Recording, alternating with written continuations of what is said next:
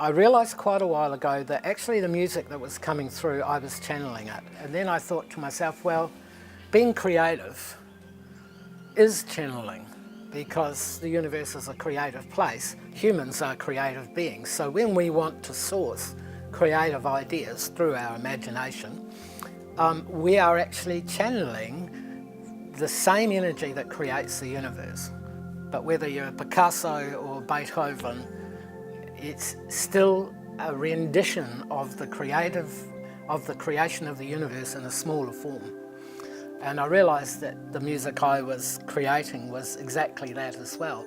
But also what was surprising was that I realised after a while that, yes, I was channeling the music. I was creating and imagining the music. And there was also philosophies that were kind of entangled in that music. So, you know, when a piece of music would come through, I'd have a philosophy coming through as well, an ideal of some description that that meant something to me in life. I started writing a book, and I've called it In the Key of Peace, because I realised that peace is the fundamental element in the universe. Peace. The creation of the universe is energy, and it's moving. But what's below that movement of energy is absolute peace. And what creates the movement in the universe is what is in the peace. So connecting with your inner peace is really important to your life, because it means that the ground that you stand on is the ground you were created on, and you're always standing on that. So you always got that connection with the source of the universe at every moment of your life. So meditation gave you that. By meditating, you realize that connection. I realized that the energy around all my cells is my consciousness. So the energy created by all those trillions of cells creates my consciousness. And this related in developmental biology to energy fields. The energy field writes the shape of the thing, and then all the cells fall into place. And what controls that is what we call the morphogenetic field around us that stays looking, and it's controlled by our consciousness. We keep ourselves looking the way we do, based on probably a deeper awareness than we have that experiences life. But nevertheless, we are connected to that.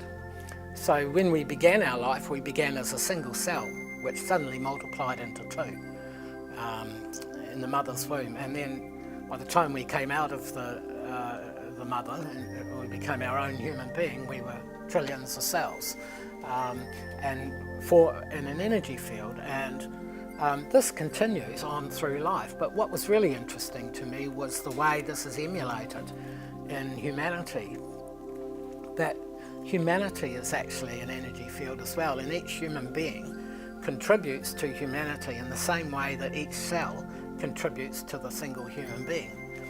And the state of humanity, if you like the consciousness of humanity, is the state of being that humanity has at the moment. And in some ways, so if you look at the world and what humans are doing at the moment, we've got crime, poor people, we've got rich people, and all those things represent the consciousness of humanity. And each cell, each human being contributes to that. If people feel peace within themselves, that's what they contribute to society.